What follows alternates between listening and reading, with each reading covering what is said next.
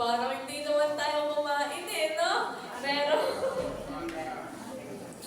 Pero ayun po. Sige po, simulan na natin. Alam ko po na ang bawat isa ay excited na sa salita ng Panginoon. Amen po ba? Amen. So, ngayon po is, meron lamang po akong ipapakita sa inyo ng mga picture at sasabihin nyo lang po ito sa akin kung ano po ito. Okay lang po ba yun? Parang ayaw nyo, uwi na lang tayo. So, meron po akong ipapakita sa inyong picture. Yes. Ay, sorry, meron na nga pala tayong TV.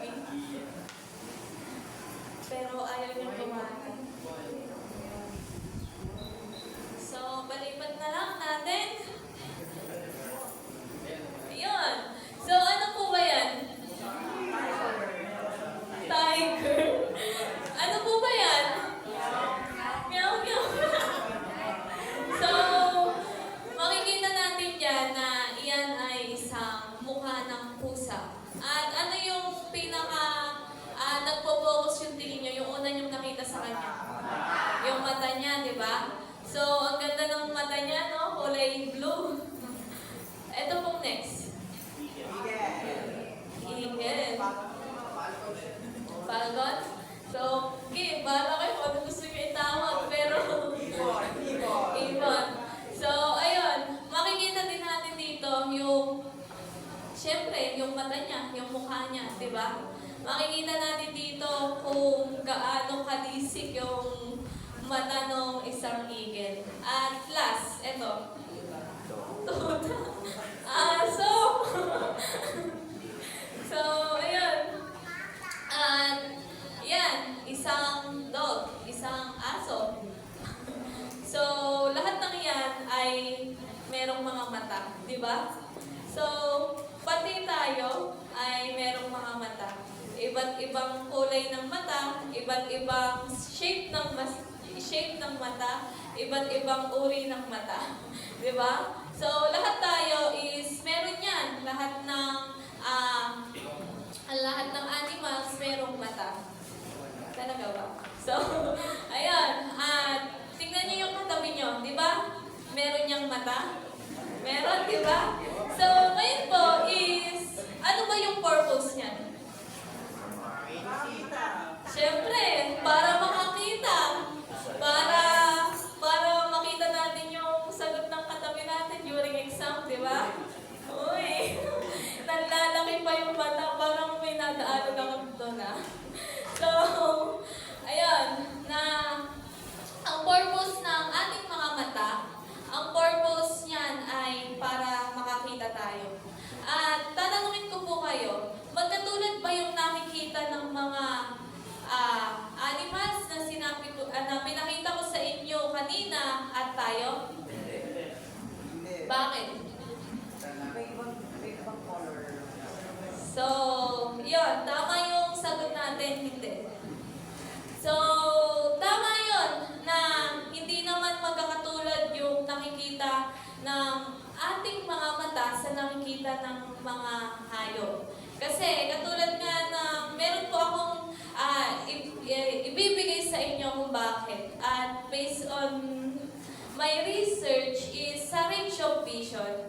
No, sa range of vision, ang mga agila ay mas malawak yung nakikita nila sa malayo sa kanila. So, sabi dito, eagles have a wider range of vision allowing them to see things from afar. So, yung mga agila is malawak yung nakikita nila kahit malayo. Pero tayong mga tao is minsan malabo pa yung mata natin, hindi natin makita kung sino yung nasa labas, di ba? Minsan, inaaninag pa natin kung sino yung dumadaan na yun, di ba? Minsan, ganun tayo. Pero, isa pa po, ang mga pusa ay merong mas better na night vision. Kasi, di ba, yung mga pusa ay mas okay yung vision nila kapag kagabi. Mas okay yung vision nila kapag gabi. At kung titingnan natin, tayong mga tao Di ba? Kapag brown out, wala na tayong makita. Kaya naghahanap tayo ng flashlight para hindi tayo matisod, para hindi tayo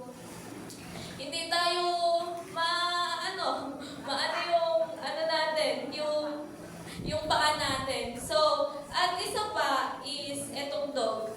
Yung aso daw ay cannot see the color red and green. So, actually ngayon ko lang yan nalaman. So, search nyo na lang po. Yung aso daw po pala ay hindi sila nakakakita ng color red and green. Hindi ko lang po alam kung bakit. Search nyo na lang po kung bakit. Pero based po sa science is, yan pong mga aso ay hindi po sila nakakita ng color red and green. Pero tayo is, di ba, kaya nating i-analyze kung anong kulay yun. Depende na lang kung color blind ka. Di ba? So, ayun. At last is tayo. So, iba yung nakikita ng mga hayop sa nakikita natin. At limitado lang yung nakikita nila at limitado lang din yung nakikita natin. At diba, ito po yung isang bagay na parang na kapag ka magbabasa ng cellphone yung mga may edad na lang. Hindi ko po malaman. Di ba po kapag ka po hindi natin mabasa, dapat nakamalaki yung mata natin. Pero kung papansinin po natin, kapag nagbabasa sila, nakaganon. So, sabi ko nga, paano mong makikita? Mas lalo ka pang humikit. Diba? So, yun po. At bakit ko po yan nasabi? Kasi, dahil nga, sabi ko nga kanina, yung mga mata natin is meron niya, limited lang yung nakikita niya. Yung mga bagay na nakikita niyan is merong limitation. At kaya po, yung title natin ngayon is Eyes on the Lord. Bakit po yan yung naging title ko? Kasi actually, sobrang, nung mga nakaraan lang talaga ako, kasi ganun pala yung feeling, no? Kahit gusto mo nang gumawa, pero hanggang wala pang revelation talaga, pwede mo pang mabago yung ginagawa mo. So, talagang, sabi ko, Lord, napakagaling mo talaga. So, yan po.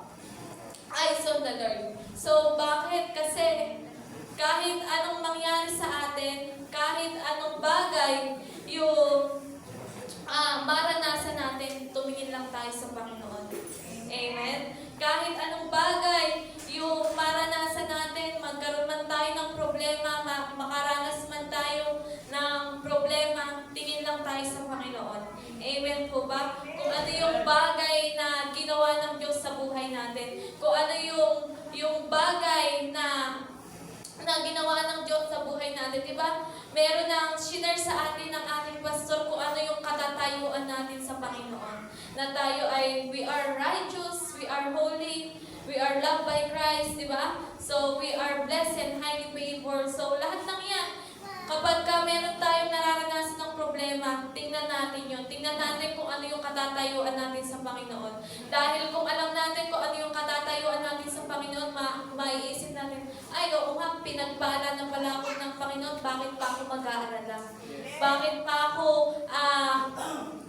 maglulumpok dito sa problemang ito? Ay, pinagtagumpay na ako ng Panginoon. Amen po ba? Amen po. At meron lamang po akong ibibigay na 4 na bagay. Baka bilangin niyo pa, konti na lang, 2 na lang, konti na lang, baka gumanon pa kayo So, meron lamang po akong ibibigay na 4 na bagay. At nilagyan ko lang po ng acronym yung word na eyes.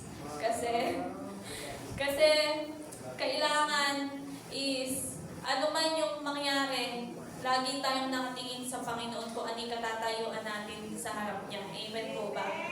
Amen. So, mali pa, no? Daming is. Hindi ko pala nabago. So, everything happens. So, everything happens have a purpose. So, pagpasensyahan niyo na po ako kasi hindi ko po napansin. So, everything may purpose. Lahat ng bagay na nangyayari, alam ko naman na naiintindihan niyo yan. Huwag niyo nang pansinin yung sobra. So, lahat ng bagay may purpose. Lahat ng nangyayari sa atin ay may purpose. Lahat ng nararanasan natin may purpose. Amen po ba? Kung bakit ka nagising ngayon, kasi may purpose ka pa. Kahit na marami kang problemang nararanasan, is may purpose pa tayo. Amen po ba? Kung bakit ka nandito ngayon, kasi may purpose pa. Amen po ba? Kaya hanggat nabubuhay tayo, alam natin kung ano yung purpose natin, gawin natin yon. Amen po ba? Amen. At meron po kwento sa Bible na lagay na nga natin. So, ayun, sabi po dito sa John chapter 9 verse 1 to 3, sa paglalakad ni Jesus, nakita niya ang isang lalaking bulag mula pa nang ipanganak.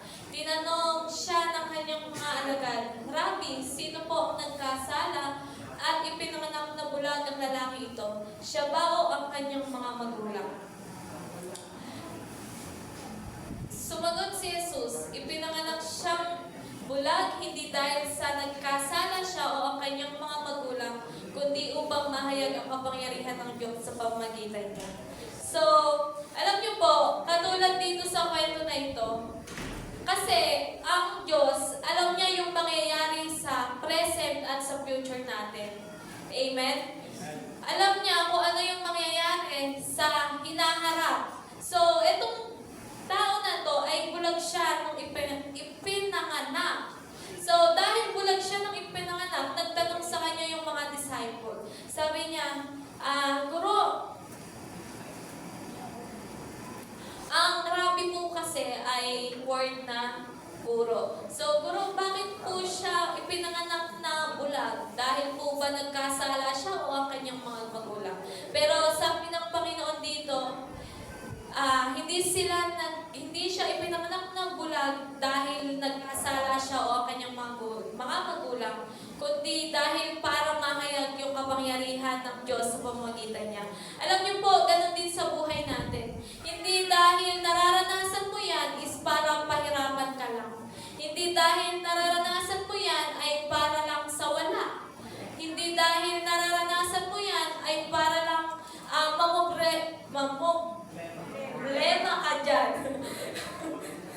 So, hindi dahil nararanasan mo yan ay hanggang dyan ka na lang. Kundi lahat ng yan may purpose. Lahat ng yan is, kaya mo nararanasan, baka iniintay lang ng Lord na sumuko ka sa Kanya, isuko mo yan sa Kanya para mahayag yung kapangyarihan niya. At kapag nahayag yung kapangyarihan ng Diyos, magiging testimony ka pa sa iba. Amen po ba? Magiging testimony pa tayo sa iba na kaya mo to napagtagumpayan, kaya mo to nalagpasan. Ano ba yan? Nalagpasan ay dahil pinagtagumpayan ako ng Panginoon. Dahil sa kapangyarihan ng Panginoon. Amen po ba? At sa oras ng iyon, lagi natin i-acknowledge na sa Diyos ang papuri. Nagtatagumpay tayo sa mga laban natin sa buhay, hindi dahil sa ating sariling lakas, hindi dahil sa kaya natin, kundi dahil binigyan tayo ng lakas ng Panginoon para mapagtagumpayan yun. Amen po ba? At meron din po isang kwento sa Bible, sa Gawa, chapter 16. So, diyan po ay meron po diyang isang kwento na nag-share lang naman sila ng salita ng Panginoon. Nagpalayas lang naman sila ng masamang espiritu, pero bakit sila nabilang po? Actually, di ba, kung iisipin natin, maganda naman yung ginawa nila di ba? Para sa kapurihan ng Panginoon, maganda naman yung ginawa nila kasi sumusunod lamang sila sa Panginoon. Pero, kilala niyo po ba yun? Sino? Si Pablo at si Silas. So, dito po sa kwento na ito, si Pablo at si Silas, papunta sila sa prayer meeting. So, papunta po sila sa prayer meeting at meron po doon isang babae. Habang po sila'y naglalakad, meron pong isang babae doon na sinasapian ng masamang espiritu. At kapag siya ay sinasapian ng masamang espiritu, siya ay nakakapanghula. At dahil nakakapanghula siya, ginagamit yun ng kanyang amo na business. Pinagkakakitaan siya. At dahil siya ay kilala niya yung dalawa na ito. So, sinundan niya yung dalawa. At sabi niya, ang mga taong ito yung lingkod ng kataas-taasang Diyos. Ipinapahayag niya sa inyo kung paano kayo maligtas. Iyon yung sabi nung babae. At nung sinabi yung babae is dahil dati pa yun sumusunod kila Pablo at Silas, nainis si Pablo. So, dahil nainis si Pablo, pinalayas niya yung masamang espiritu doon sa babae. At nung pinalayas niya, ay nagalit yung amo ng babae, yung mga tao doon. Kasi wala na silang business. Wala na silang pagkakakitaan. At ito yung sumunod na nangyari. So, dinala yung si Pablo at si Silas sa mga pinuno at doon sila nagsumbong. At sabi dito sa verse 22, nakisali ang mga tao sa pananakit sa kanila at pinahubaran sila ng mga pinuno at ipinahagupit. Pagkatapos ang pasin ng paulit-ulit, sila'y ipinilanggo at binandayang mabuti. Ipinasok sila ng bantay sa kaloob-looban ng bilangguan at inilagay ang kanilang mga paa sa pagitan ng dalawang mabibigat na kahoy. Nang maghahating gabi na, sina Pablo at Silas ay nananalangin at umaawit ng mga himno sa Diyos at nakikinig naman ang ibang mga bilanggo. So, makikita natin dito na okay naman yung ginawa nila di ba? Nagpalayas lang naman sila ng masamang espiritu. So, papunta lang naman sila sa prayer meeting. So, okay naman yun. Pero, bakit ganun yung nangyari sa kanila? Ano yung purpose nun kung bakit sila nabilanggo? So, kapag po tinuloy natin yung verse na ito, pero dito po muna tayo sa verse 25. Sabi po dito, maghahating gabi na. So, sila ay nanalangin at umaawit ng mga himno sa Diyos. So, doon na lang sila nag-pray kasi hindi na sila nakapunta sa prayer meeting. At no, after nun, oo nga, kasi pupunta sila sa Pope Dalanginan. O ano ba yun? The prayer meeting, di ba? Bakit kayo tumatawa? So, ayan.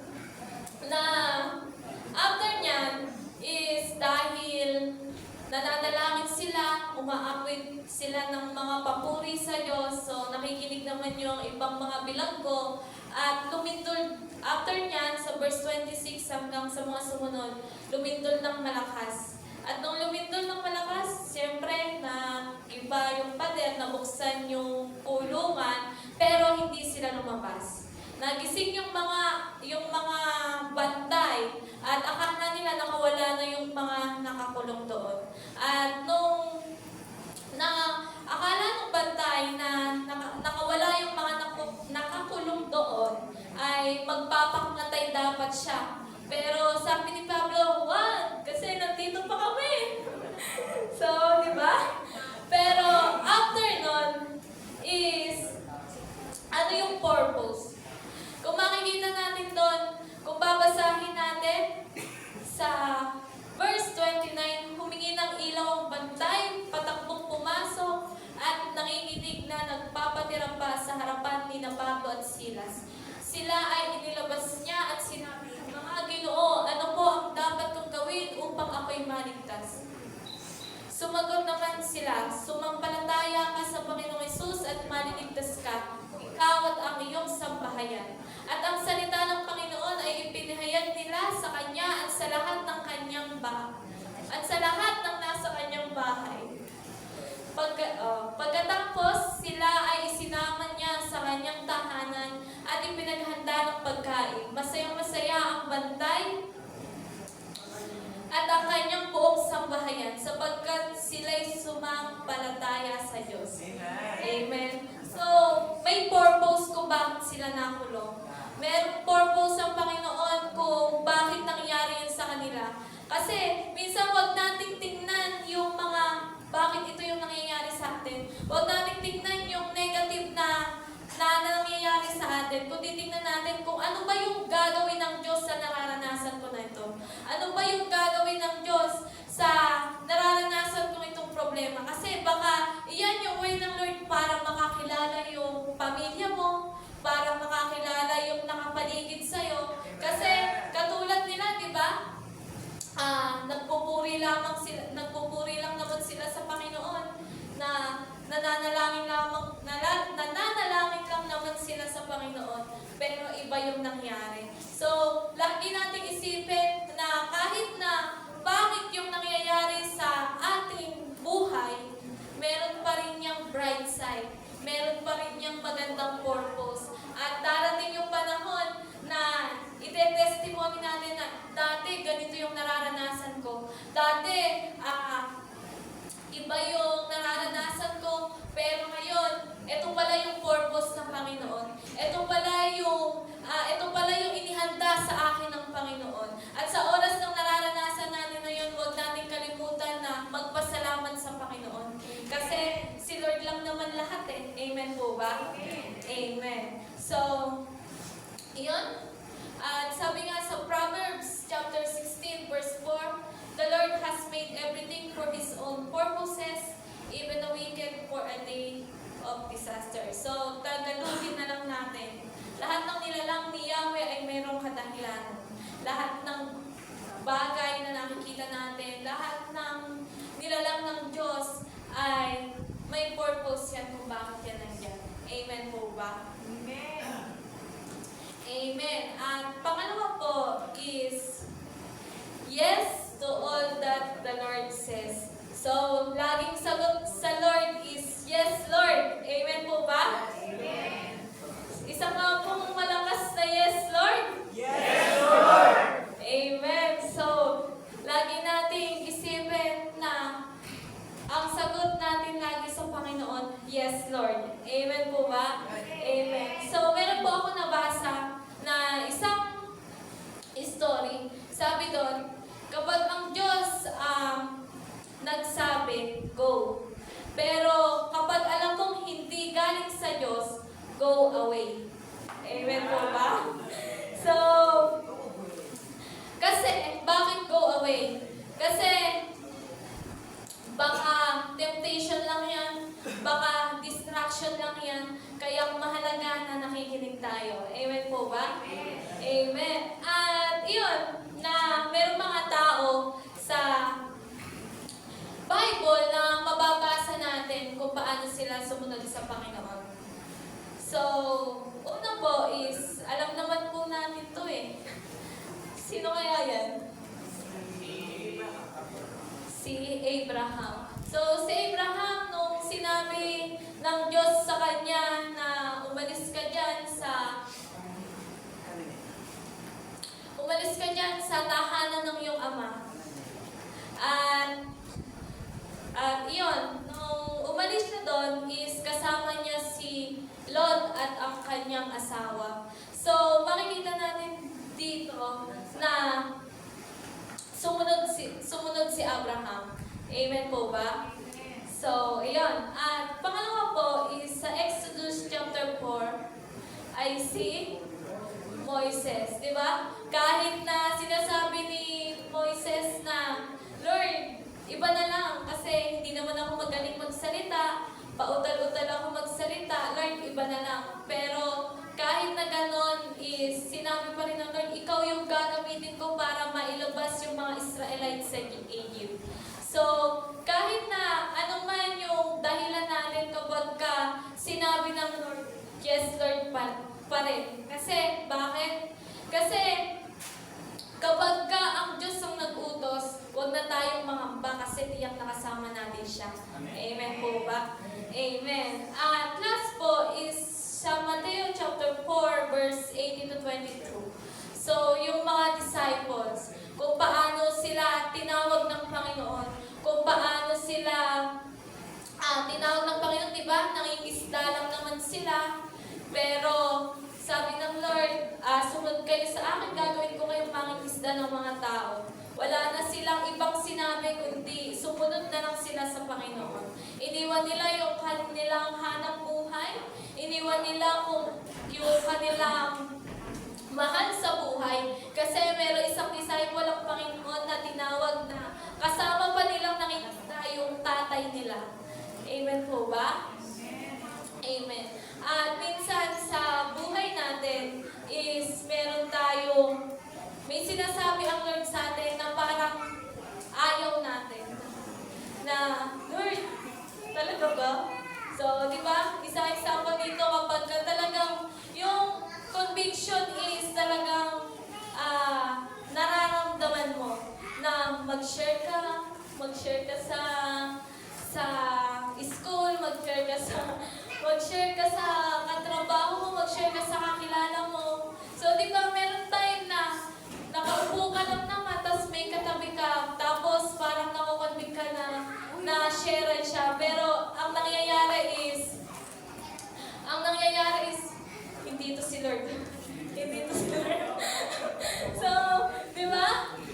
Nirebuke pa. Pero alam niyo po, minsan din sa buhay natin, merong bagay na tinatanggal ang Diyos sa atin. Merong bagay na sinasabi ng Lord sa atin na hindi yan, huwag dyan. Pero hindi ibig sabihin nun na hanggang doon lang yung plano ng Panginoon. Kasi kung susunod tayo, makikita natin kung ano ba yung purpose ng Lord kung bakit tayo tinatanggal sa ganitong lugar, sa ganitong gawain. So, yun po, na mahalaga na ang laging sagot natin sa Panginoon ay yes, Lord. Kasi, di ba, nung ipinako siya sa krus, wala naman tayong narinig na wag na ako. Di ba? Ang sabi niya, mangyari pa rin yung kalooban ng Panginoon, ng Diyos Ama. Amen po ba? Kaya, kung iisipin natin na si Lord nga hindi nagdahilan para iligtas tayo, si Lord nga hindi nag-atubiling ibuwis o ialay ang kanyang buhay para sa atin dahil mahal niya tayo pa kaya? Diba? Sabi nga ng ating pastor, kung naibigay na natin yung buhay natin sa Diyos, wala nang mahirap ibigay. Amen po ba? Amen. So,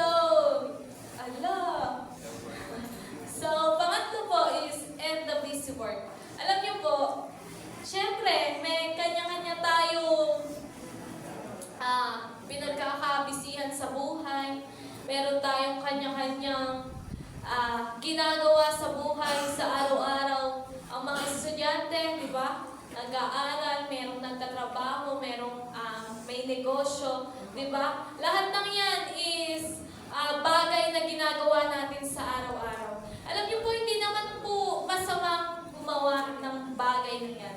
Lalo na kasi alam natin na iyan ay way ng Lord para maranasan natin ang pagpapala niya. Pero baka kasi minsan mas inuuna pa natin gawin yon kesa sa pinapagawa ng Panginoon. Minsan baka inuuna pa natin na gawin yung mga bagay na kailangan natin tapusin, gawin yung mga bagay na kailangan natin tapusin sa buong maghapon, nakakalimutan na natin ang Panginoon. Amen? Na sa pag-iising natin sa umaga, hawak na natin cellphone. Ako lang. So, sige lang, ako lang yung nagkakamali dito. So, di ba? So, hindi naman natin naitatanggi yun eh. Pero, mas kailangan palang unahin natin yung manalangin, yung kausapin ng Panginoon, magpasalamat sa Kanya kasi nagising pa tayo, magpasalamat sa Kanya kasi binigyan niya pa tayo ng lakas. So, meron pong isang kwento sa Bible. Sabi po dito, si Jesus at ang kanyang mga alagad ay nagpatuloy sa kanilang paglalakbay at pumasok sa isang nayon. Malugod silang tinanggap sa tahanan ni Martha. May kapatid siyang si Maria na naupo sa may paanan ng Panginoon itinuturo. Si Marta naman ay abalang-abala sa paghahanda, kaya lumapit siya kay Jesus at nagsabi, Panginoon, baliwala po ba sa inyo na pinapabayaan ako ng kapatid kong maghanda ng nag-iisa? Sabihin na po ninyo siyang tulungan naman ako. Hindi ko Ngunit sinabi ng Panginoon sa kanya, Marta, Marta, nababalsama at abalang-abala sa maraming bagay. Ngunit iisa lamang ang kailangan. Pinili ni Maria, ang mabuti at ito ay hindi aalisin sa kanya. Siyempre, tama naman yung ginawa ni Marta eh. Na kapag ibisita, siyempre, dapat lang napagsilbihan, paghandaan. Pero, meron palang mas higit doon munang dapat gawin bago yun. Amen po ba? At sa buhay din natin, ganun din. Baka minsan, dahil nababalisa ka na, dahil abalang-abala ka sa maraming bagay, nakakalimutan mo na si Lord. Diba? Napapagod ka na, Lord, sabihin mo nga dito sa katabi ko, siya naman gumawa. Diba? Lord, sana makita niya na ako lang yung gumagawa dito. Diba? So, hindi ganun kasi parang ipinapakita natin na yung bagay na ginagawa natin is parang pakitang tao lang wala sa puso natin kasi nagre-reklamo tayo. Amen po ba? Kaya, ayun, na huwag tayong maging abalang-abala sa maraming bagay. Although, tama namang gawin, tama namang mag-aral, tama namang magtrabaho, tama namang magnegosyo, pero masigit na paglaanan natin ng oras ang Panginoon. Amen po ba? Sabi nga, and your to-do list, start your to-be list. So, yun. Pwede na umuwi. So, di ba? Yung to-do list kasi, ito yung mga alam mo nang gagawin mo sa buong maghapon. Lalo na kapag busy tayo, na dapat ito yung magawa ko ngayon, na dapat ito yung matapos ko ngayon, pero nakakalimutan na natin yung personal natin. Na ano ba yung gusto natin? Kasi minsan, dahil sa pagiging busy natin, dahil sa pagiging dami nating ginagawa, nakakalimutan na natin yung personal growth natin. Kasi po, to-be list or to-be list ay more about aspiration, more about our relationship, more about our personal growth. Kaya, kung nakikita natin na parang hindi tayo nag-grow sa buhay natin, baka abalang-abala tayo sa maraming bagay. Baka doon lang tayo nakapokus sa to-do. So, todo, no? So, todo natin gawin yung mga kailangan natin gawin, pero wala na tayong oras sa Panginoon pagkatapos. Yun. So, minsan, kaya hindi tayo nag-grow kasi personally, hindi tayo nag-grow spiritually kasi baka nandun lang tayo sa mga kailangan natin gawin. Hindi natin binibigyan ng time kung paano tayo mag-grow. So, yun. Sabi nga, di ba? Sa 1 Corinto, chapter 3, verse 1 to 3, mga kapatid, hindi ko kayo makausap bilang mga taong nagtataglay ng Espiritu. Kailangan kausapin ko kayo bilang mga taong namumuhay pa ayon sa laman at mga sanggol pa sa pananampalataya kay Kristo. Makasanlibutan pa kayo at namumuhay ayon sa laman. Gatas ang binigay ko sa inyo noon at hindi matigas na pagkain sapagkat hindi ninyo kaya iyon. Subalit hanggang ngayon ay hindi pa rin ninyo kaya. Sapagkat nananaig pa sa inyo ang laman, ang inyong pag-iinggitan at pag-aaway-away ay palatandaan ng makasanlibutan pa kayo at namumuhay ayon sa laman. Alam na. So, ayun po, na baka kaya hindi tayo nag-grow kasi mas nakapokus pa tayo sa makasanlibutan or yun na bagay. Baka kaya hindi tayo nag-grow spiritually kasi meron pa tayong inggitan, meron pa tayong awayan, di ba? Yung mga ganyan ay pambata lang. Di ba? Yung mga ganyan ay, ano lang yung parang pambata lang na gawain. Pero gusto kong sabihin sa atin ng Lord ngayon, i-remind tayo na kailangan hindi na tayo namumuhay ayon sa laman natin. Kailangan namumuhay na tayo ayon sa sinasabi ng Panginoon sa atin. Nag-grow na dapat tayo. Amen po ba?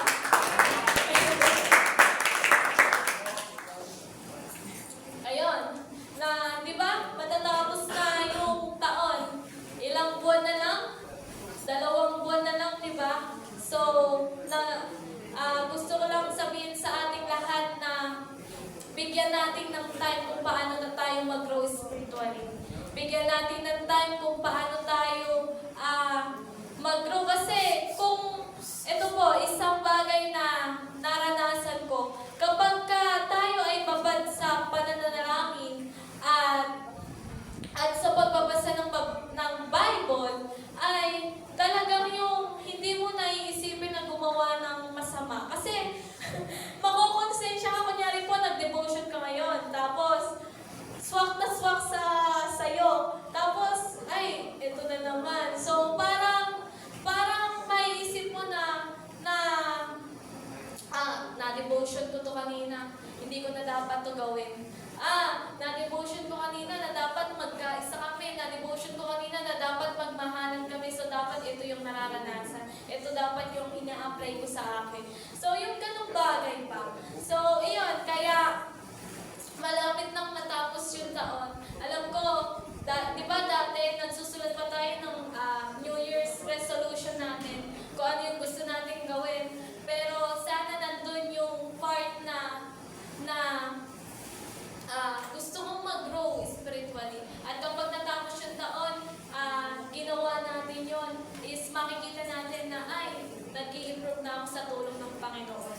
Siyempre, sabi nga ni Pastor, lahat naman tayo nasa process pa. Lahat naman tayo nagkakamali pa. Pero iba kasi yung ipinapamuhay na talagang okay na tayo sa kung ano yung meron tayo.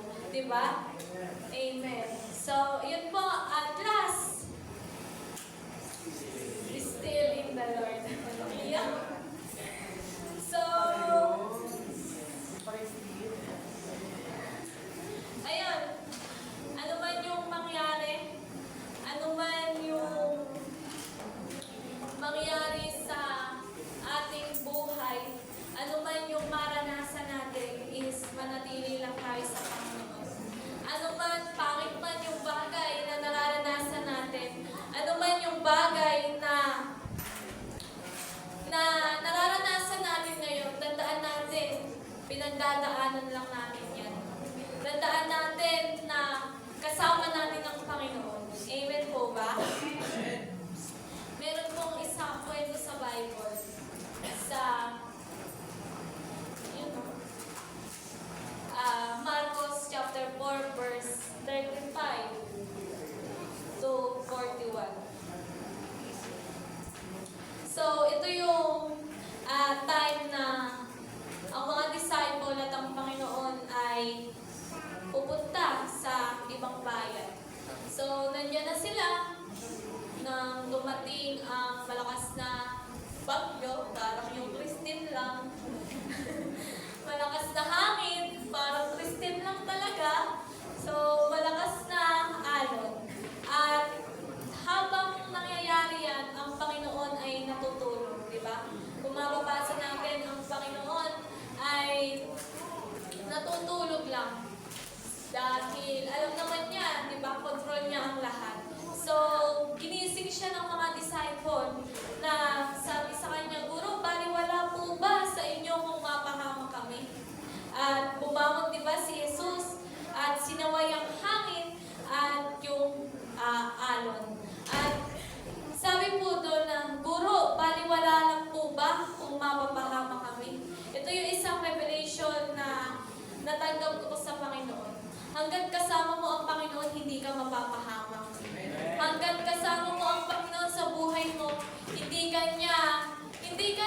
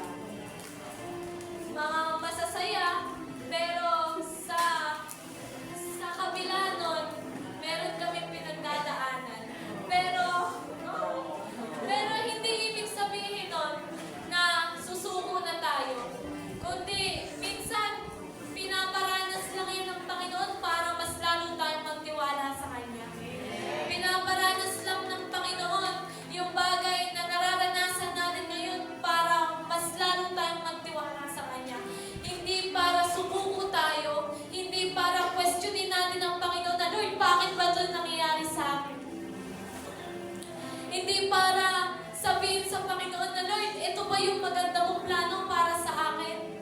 Alam ko po na lahat tayo merong kanya-kanyang pinagdadaanan sa buhay.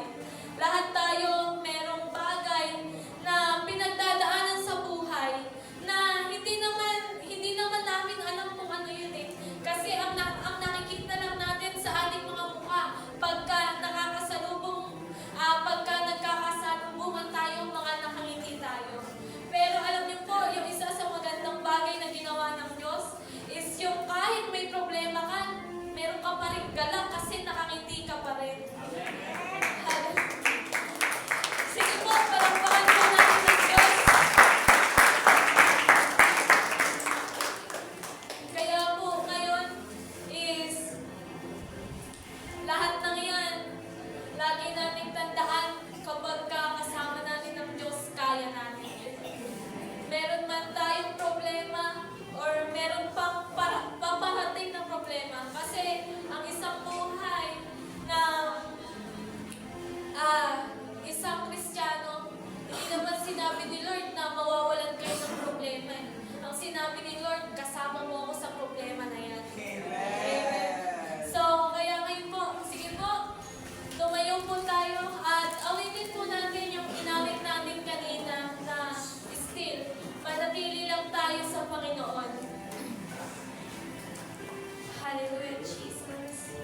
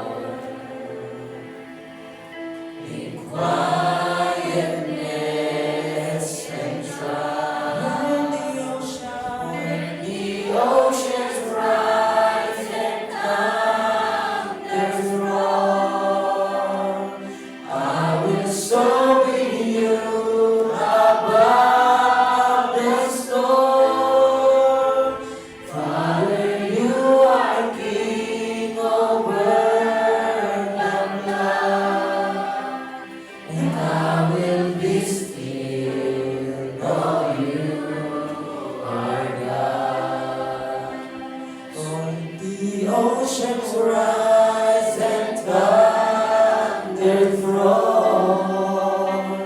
I will soar with you above the storm. Father, you are King over the land, and I will be still, know you are God. Suliraning man ay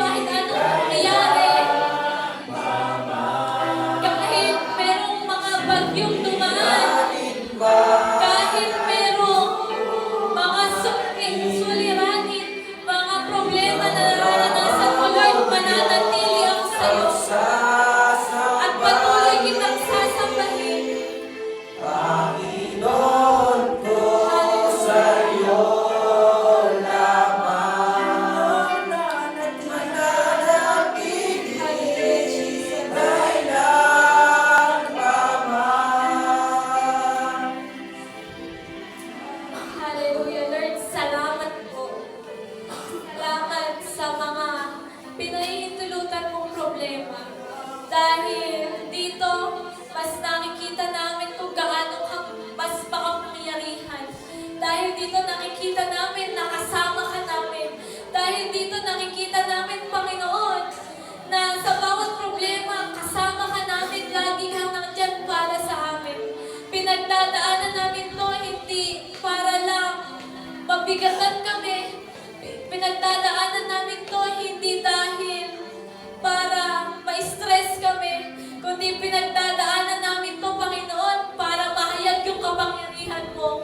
Pinagdadaanan namin to yung ganitong problema, Panginoon, yung ganitong karamdaman para makita ng iba kung gaano ka makapangyarihan sa aming buhay. At Lord, maraming salamat dahil yung pananampalataya na meron kami, yung pagtitiwala na meron kami, Panginoon, ay pinapalitan mo ng katagumpayan sa aming buhay.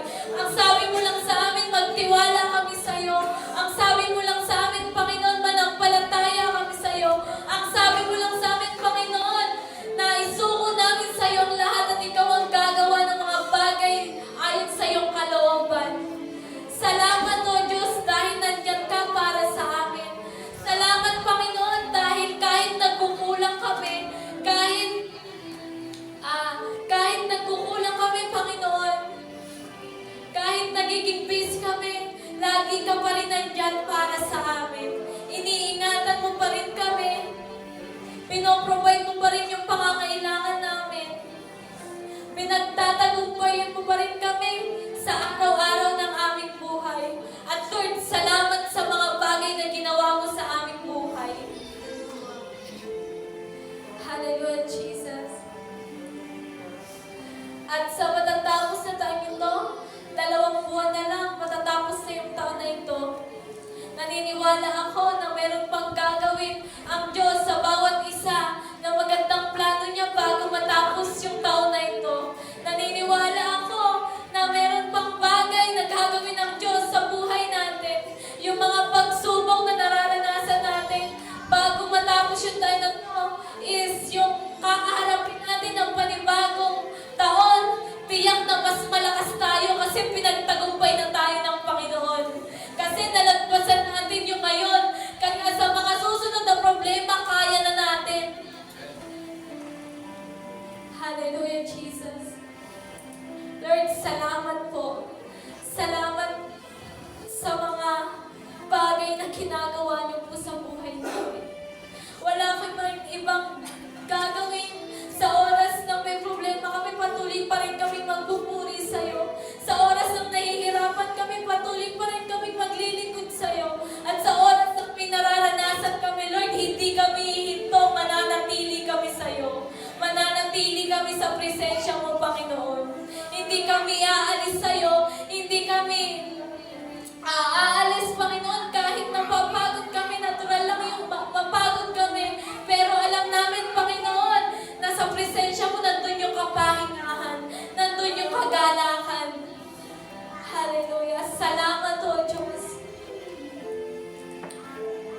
Hallelujah, Jesus. Hallelujah. At sa oras na ito, magpasalamat tayo sa Panginoon. Kahit na may nararanasan tayong problema, alam natin na magtatagumpay tayo. Magpasalamat na natin sa Panginoon yan. Kahit na ano man yung bagay na nararanasan natin, magpasalamat na natin sa Panginoon yan kahit nahihirapan tayo. Kasi sabi nga, ano man yung bagay, ay magpasalamat natin sa Panginoon kahit hindi naman natin nakikita. Dahil sa ating pananampalataya. Hallelujah, Jesus. Salamat, O Diyos. Salamat, Panginoon. Salamat sa mga bagay na ginawa mo para sa amin.